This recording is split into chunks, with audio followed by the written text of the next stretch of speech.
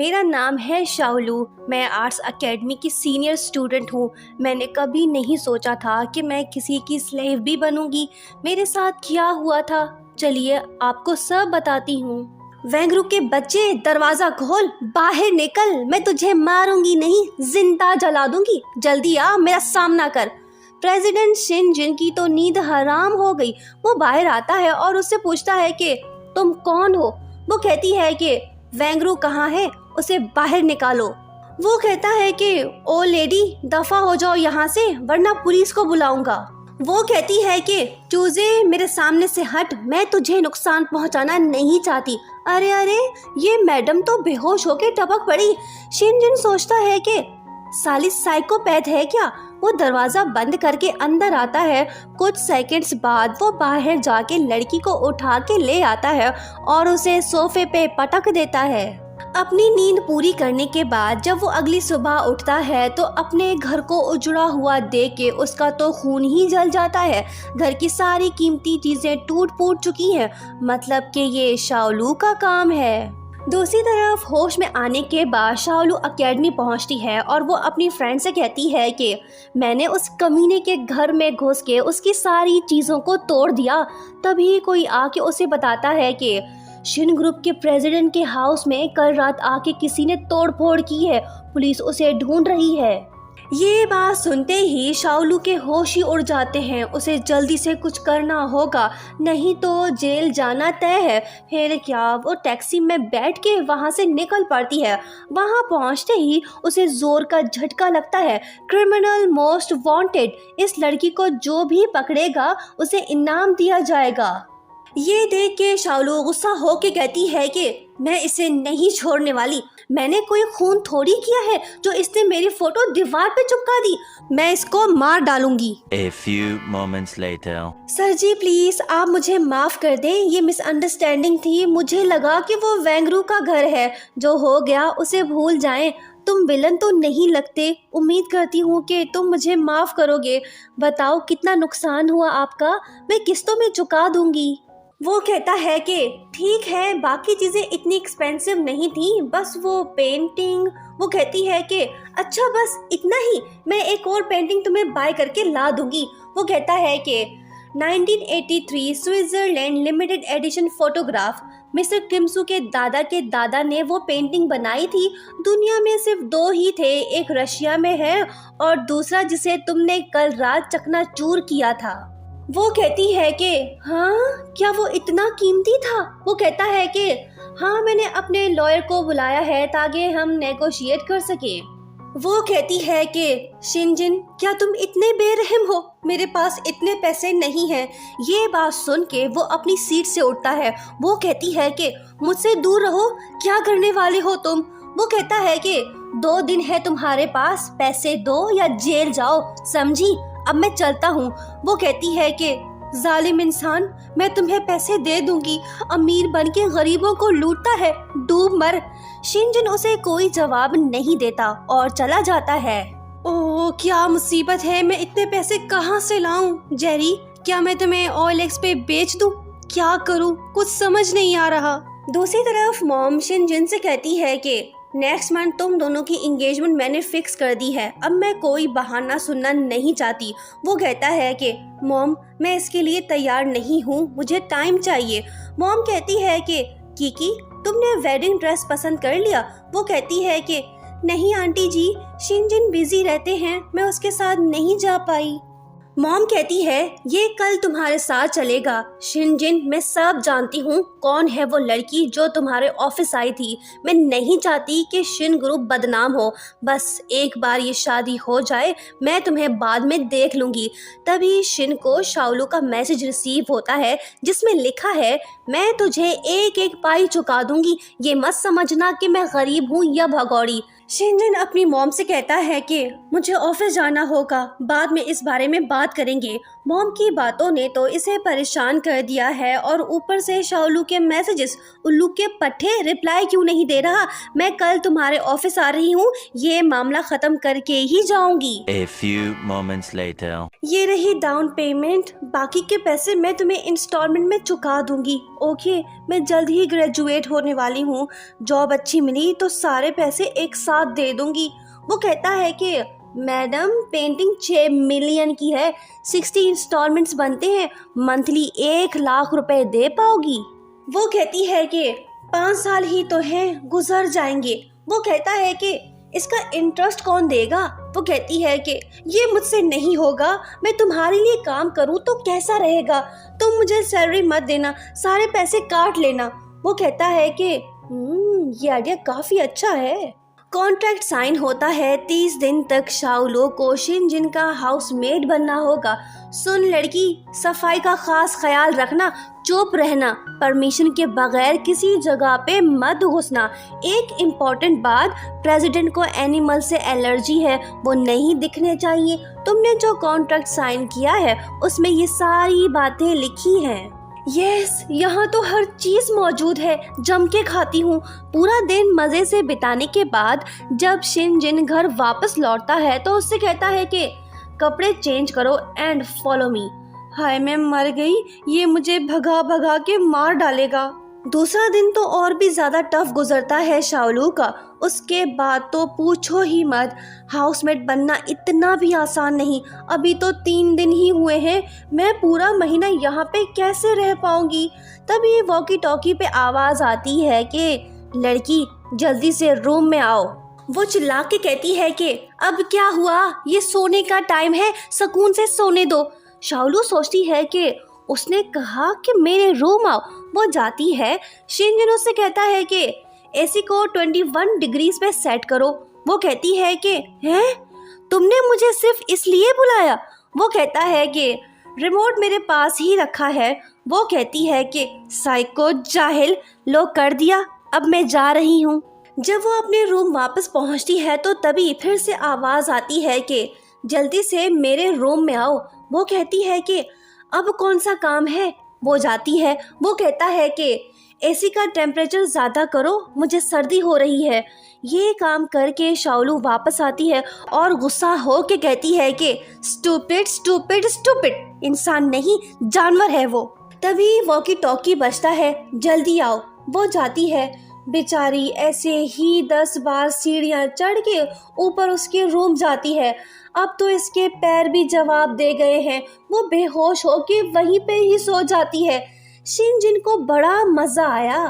Next morning वो अपने दोस्तों से कहती है कि मैं मर जाऊंगी, अभी तो पूरे 26 दिन पड़े हैं, वो मुझे सोने भी नहीं दे रहा। नहीं, मैं फाइट बैक करूंगी, उससे नहीं छोड़ूंगी। आइडिया। उसी रात शाओलू प्रेसिडेंट शिन के खाने में बेहोशी की दवा मिला के उसे टपका देती है। ना रहेगा बांस, ना बजेगी बांसुरी। जश्न का इंतजाम करो, जश्न हो।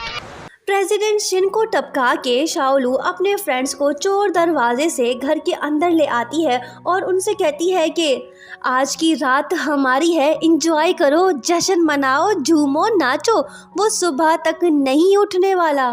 रिवेंज लेने का टाइम हुआ जाता है। शाओलू और उसके फ्रेंड्स प्रेसिडेंट शिन के चेहरे पे पेंटिंग छाप के उसका हुलिया ही बिगाड़ देते हैं। सारी रात वो सब खूब एंजॉय करते हैं। एनर्जी खत्म होने के बाद वो सब भी यहीं पे सो जाते हैं। नेक्स्ट मॉर्निंग जब मदहोश प्रेसिडेंट होश में आता है तो अपना उजड़ा हुआ चेहरा देख के चिल्ला उठता है और कहता है कि शाओलू कहाँ हो तुम, मेरे सामने आओ। घर में एक नन्हा सा मेहमान भी आया हुआ है। अब ये कौन है? अरे वही क्यूट जेरी हमस्टर का बच्चा। प्रेसिडेंट शिन इसे जान से मारना चाहता है, पर ये क्या, इसे एलर्जिक अटैक आ गया। ये तो बेहोश होके गिर पड़ा। शोर शराबा सुन के शाओलू नींद से उठती है। जब वो वॉशरूम जा रही होती है तो तभी वो देखती है कि प्रेसिडेंट शिन तो बेहोश पड़े हैं। वो उसे लात मार के कहती है कि उठ जा, बहुत सो लिया, सुबह हो गई है। अरे नहीं, ये तो जवाब ही नहीं दे रहा। उफ, एक और मुसीबत। नेक्स्ट सीन में हम प्रेसिडेंट शिन को हॉस्पिटल में देखते हैं। शाओलू उसे सॉरी बोलती है और कहती है कि मुझे पता नहीं था कि तुम्हें एनिमल लोगों से एलर्जी है। वो कहता है कि काफ़ी सालों बाद मैं कल रात मज़े से सोया। बस घर में पेट्स दोबारा से नज़र नहीं आने चाहिए, बाकी सब ठीक है। वो कहती है कि ओके बॉस, जैसा आप कहें, आपको अच्छी नींद आए इसके लिए मैं कुछ भी करने को तैयार हूँ। मैं डांस करूँगी, अच्छे अच्छे गाने आपको सुनाऊँगी, बेड टाइम स्टोरीज भी। एक बात और, मेरा एक दोस्त डॉक्टर भी है, वो तुम्हारी हेल्प कर सकता है। वो कहता है कि तुम्हारी सारी बातें जाहिलाना है। क्या मेरे पास पैसे नहीं हैं जो मैं किसी अच्छे डॉक्टर को दिखा सकूं? जो ग्रामोफोन तुमने तोड़ा था, मैं उसमें हर रात शांत म्यूजिक लगा के सुनता था ताकि मुझे नींद आए। वो कहती है कि प्लीज़ मुझे इसके लिए माफ़ कर दो। बॉस, अपना चेहरा तो धो लो, बिल्कुल टॉम एंड जेरी वाले टॉम लग रहे हो। वो कहता है कि दफ़ा हो जाओ, अगर फिर से ऐसा हुआ तो मैं तुम्हें माफ़ नहीं करूँगा। शाओलू वहाँ से भाग निकलती है। उसके बाद वो मास्टर लू से कहता है कि उस लड़की पे नज़र रखो ताकि वो फिर से गड़बड़ ना करे। वो कहता है कि बॉस, वो लड़की खतरनाक है, उसे जाने दो। वैसे भी अगले मंथ आपकी इंगेजमेंट होने वाली है। वो कहता है कि चल तू भी दफ़ा हो जा। दूसरी तरफ शाओलू डीन से पूछती है कि मैडम जी, नींद ना आने की बीमारी का कोई इलाज बताइए। वो कहती है कि टेंशन फ्री लाइफ, किसी भी चीज़ की फिक्र ना हो तो नींद क्यों नहीं आएगी, बस खुश रहना चाहिए। वो कहती है कि ओके मैडम, मैं समझ गई। उसी रात वो प्रेसिडेंट शिन के साथ बाहर जाती है। दोनों गेम्स खेलते हैं और खूब खाते पीते हैं। शाओलू चाहती है कि प्रेसिडेंट शिन ठीक हो जाए, पर शिनजिन उससे कहता है कि ये सब मेरे लिए प्रोग्राम की तरह है, मैं सिर्फ नंबर्स देखता हूँ। वो कहती है कि क्या बकवास है, ऐसे थोड़ी तुम ठीक होगे। वो कहता है कि मैं भी ठीक होना चाहता हूँ ताकि सुकून से सो सकूँ। वो कहती है कि सही कहा, मैं आइसक्रीम लेके आती हूँ। वो कहता है कि नहीं, तुम रुको, मैं लेके आता हूँ। तभी शाओलू की नज़र पड़ती है वेंगरू पे, जो कि अपनी नई नवेली गर्लफ्रेंड के साथ घूम फिर रहा होता है। फिर क्या, शाओलू उसे बहुत सुनाती है। इससे पहले कि कुछ गड़बड़ हो जाती, शिनजिन वहीं पे आता है। वेंगरू की गर्लफ्रेंड कहने लगती है कि ओ, तो तुम शिनजिन हो, अब मैं समझी ये लड़की क्यों तुम्हारे पीछे है। शाओलू कहती है कि छोड़ो इसे, यहाँ से चलते हैं। धोखेबाज वेंगरू से मिलके शाओलू तो दुखी फील कर रही है। इसका प्रोग्राम तो फुल टली होने का है।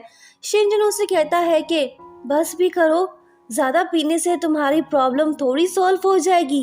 ये बात सुन के वो हंस पड़ती है और कहती है कि हाँ, अच्छा मजाक है, तुम क्या करोगे, उसे मार डालोगे? ये तुमसे नहीं होगा।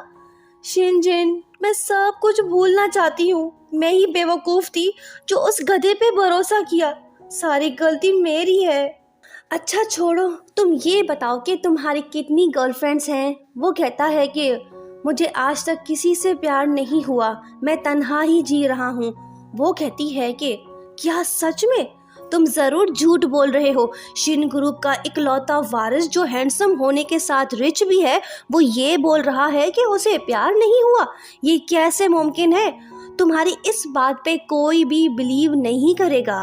वो कहता है कि मुझे नहीं पता कि प्यार कैसे होता है, क्या मैं बेवकूफ़ हूँ? छोड़ो इस बात को, मैं तुमसे माफ़ी मांगना चाहता हूँ क्योंकि मुझे नहीं पता था कि तुम अनाथ हो सके तो मुझे माफ़ कर देना। वो कहती है कि कोई बात नहीं, मैंने माफ़ कर दिया। वो कहता है कि अगर तुम्हारे दिल में कोई बात है तो तुम मुझे बता सकती हो। वो कहती है कि मैंने उस वेंगरू का टॉयलेट पेपर बना के उसे फेंक दिया। गुड बाय धोखेबाज। नेक्स्ट मॉर्निंग जब शाओलू नींद से उठती है तो देखती है कि शिनजिन ने अपने घर के गार्डन में हमस्टर के लिए जगह अलॉट कर दी है। अब वो यहाँ पे रह सकता है। वो शाओलू से कहता है कि बस उसे अंदर मत ले आना।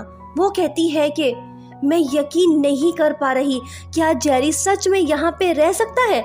थैंक यू शिनजिन, तुम अच्छे इंसान हो, तुमने तो मेरा दिल खुश कर दिया। पर दूसरी तरफ मॉम तो बिल्कुल भी खुश नहीं है, इनका मूड तो ख़राब है। शिनजिन ने तो शाओलू को खुश कर दिया, बदले में वो भी हर काम दिल लगा के करने लगती है। जो ग्रामोफोन उसने तोड़ा था वो उसे दिन रात एक करके फिक्स करने की कोशिश करती है और बिल आखिर वो फिक्स कर ही लेती है। अब शिनजिन उसमें म्यूज़िक सुन सकता है। यही नहीं, वो शिनजिन के लिए मज़े मज़े के खाने भी बना के उसे खूब खिलाती पिलाती है। बोले तो शाओलू अब यहाँ पे बिल्कुल भी बोर नहीं हो रही, शिनजिन भी उसे अच्छे से ट्रीट कर रहा है। ये जालिम वक्त भी कभी नहीं ठहरता ना, गुजर ही जाता है। 29 डेज हो गए हैं, पता भी नहीं चला। एक खतरनाक बात और, लगता है कि शाओलू को शिनजिन से प्यार हो गया है, इसी वजह से वो तो खोई खोई सी रहती है। फ्रेंड उसे कहती है कि तुझे किसी से प्यार हो गया है ना, कहीं वो शिनजिन तो नहीं। वो कहती है कि क्या बात कर रही हो, मैंने तो अभी तक उसके पैसे भी नहीं लौटाए। वो कहती है कि प्यार में पैसों का क्या काम। तभी गोगलू आके बताता है कि कुछ बुरा हुआ है, बहुत सारे रिपोर्टर्स बाहर खड़े हैं, तुम खुद ही देख लो। शिन ग्रुप के प्रेसिडेंट शिनजिन को सीक्रेटली एक कॉलेज स्टूडेंट से मिलते हुए देखा गया है। ये न्यूज़ पढ़ के शाओलू कहती है कि अब ये कौन सी नई मुसीबत है। गोगलू कहता है कि तुम्हें इस मुश्किल से निकलना होगा, रिपोर्टर्स लोग तुम्हारी जान नहीं छोड़ेंगे, तुम तो मुश्किल में फंस गई हो। सही कहा इसने। न्यूज़ फैलती है, दूसरी गर्ल्स शाओलू पे ब्लेम लगाती हैं और उससे कहती हैं कि वाह तुम तो बड़ी तेज निकली, रिच सीईओ को फंसा लिया। इनकी तीखी बातों ने शाओलू को गमज़दा कर दिया है, उसे समझ नहीं आ रहा कि अब वो क्या करे। गोगलू उससे कहता है कि तुम शिनजिन से कहो कि वो हम सबकी प्लास्टिक सर्जरी कराए, अदरवाइज हमारी लाइफ तो बर्बाद है। इससे पहले कि और बुरा हो, तुम्हें शिनजिन से इस बारे में बात करनी चाहिए। वो उसे कॉल करती है पर भाई साहब तो मीटिंग में बिजी हैं, वो कॉल नहीं उठा पाते। गोगलू कहता है कि रुको ज़रा, मैं जाके उसकी हड्डी पसली एक करके आता हूँ, ये अमीर लोग खुद को क्या समझते हैं। शाओलू कहती है कि अब चुप भी करो, हमें सोचने दो। शूलिन उससे कहती है कि ये सब उसकी वजह से हुआ है, वो ही कुछ कर सकता है। दूसरी तरफ जब शिनजिन को ये सब पता चलता है तो वो काफ़ी फिक्रमंद होता है। वो फ़ौरन से शाओलू का नंबर डायल करता है, पर हम देखते हैं कि शाओलू उससे मिलने आ रही है, उसका सेल फोन उसके पर्स में रखा हुआ है। दूसरी तरफ शिनजिन तो परेशान लग रहा है, 3-4 बार कॉल करने के बाद भी वो शाओलू से बात नहीं कर पाया। वो सारी मीटिंग्स कैंसिल करके ऑफिस से निकल पड़ता है। जब वो घर पहुंचता है तो शाओलू वहां पे नहीं होती।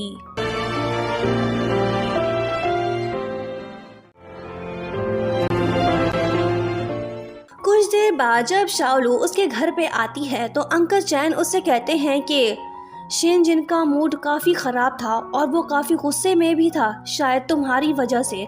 एक और बात मैं तुम्हें बताना चाहता हूँ।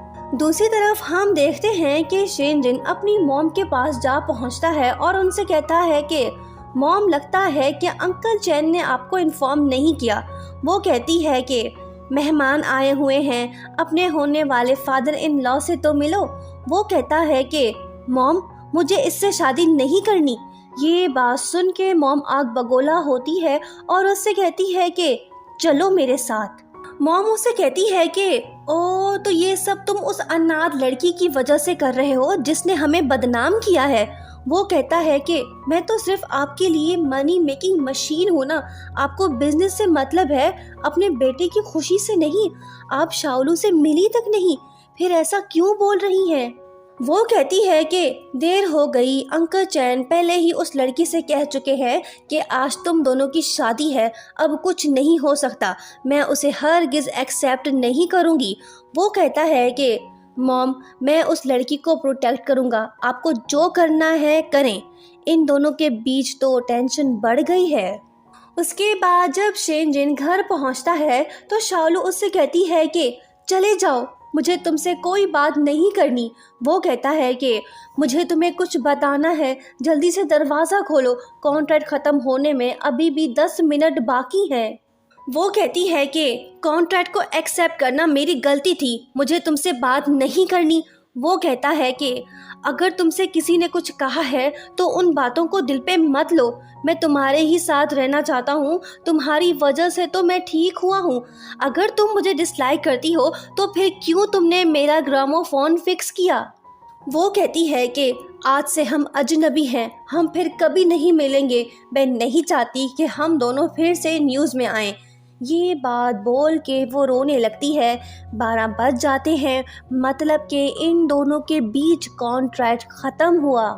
उसके बाद वही होता है जो होना चाहिए। एक तरफ शाओलू दुखी हो के आंसू बहा रही है तो दूसरी तरफ भाई साहब शिनजिन की हालत भी कुछ ज़्यादा अच्छी नहीं है। इन दोनों की तो दुनिया ही उजड़ गई। पुरानी यादें अच्छी हों तो बड़ी याद आती है, कभी खुशी कभी गम, अभी अभी जुदा हुए हैं हम। बहरहाल आगे बढ़ते हैं। टाइम गुजरता है, शाओलू अपनी ग्रेजुएशन कंप्लीट करती है। अब उसे अच्छी सी जॉब तलाश करना होगी। जब वो इंटरव्यू देने जाती है तो वहाँ पे उसका सामना होता है बेहद ही घटिया किस्म के आदमी से, जो कि कुछ और ही चाहता है। शाओलू उससे कहती है कि भाड़ में जा बुढ़े, अपनी जॉब अपने पास रख। उसके बाद वो जाती है शिनजिन के ऑफिस, उसका यहाँ पे इंटरव्यू है। वो कहने लगती है कि शिनजिन तुम कहाँ हो, मुझे पता है कि तुम सब कुछ सुन रहे हो, मैं यहाँ पे इंटरव्यू देने आई हूँ। तुमने कहा था कि तुम मुझे लाइक करते हो, कहाँ हो तुम, जल्दी से मेरे सामने आओ। तभी शिनजिन की आवाज़ आती है और वो कहता है कि पिछली बार तुमने मुझसे कहा था कि हम फिर कभी नहीं मिलेंगे, पर आज हम मिल ही गए। मैं इस बार तुम्हें जाने नहीं दूंगा, मैं तुम्हारे साथ अपनी सारी ज़िंदगी बिताना चाहता हूँ। फाइनली दोनों की लव स्टोरी हुई complete. Thank you so much for watching. Like share subscribe if you like.